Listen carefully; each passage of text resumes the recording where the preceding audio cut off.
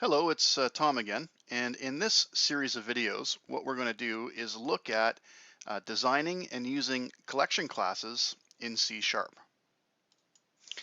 If you're in my actual course, you can download this starter solution um, from the Learning Management System and follow along as we go through and build the classes.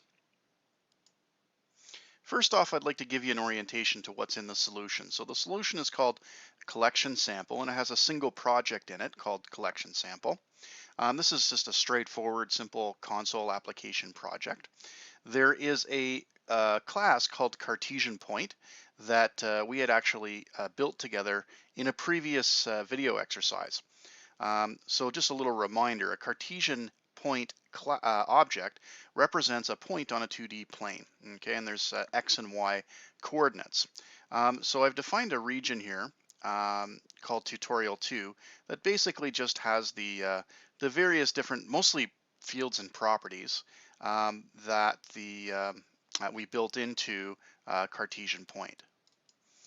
So we'll close off that region and we'll have a look at the tutorial 4 region. So this is the stuff that we're going to be adding to this particular class as we go along. Now you'll notice that I don't actually have any code in this region yet. What I elected to do is just to save you a bit of typing, is I've got the comments where we're going to be adding stuff in. So we will be writing the code together, however. Okay, so that was meant to just be a little bit of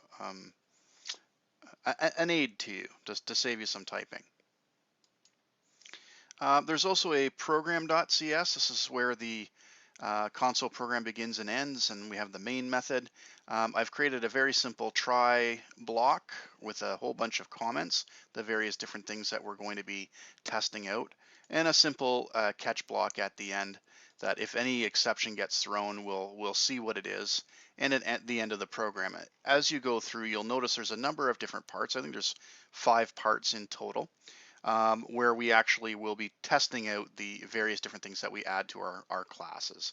So that's pretty straightforward.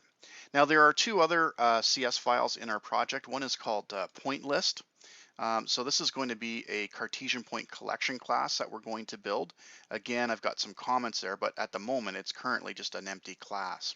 And then there's also point map, which is yet another Cartesian point collection class, but this one's going to be a keyed class rather than an index-based class. Okay, and again, just an empty class right now with a bunch of comments that we will fill in as we go. All right, so that's your quick orientation to the solution that we're going to use when we do this exercise.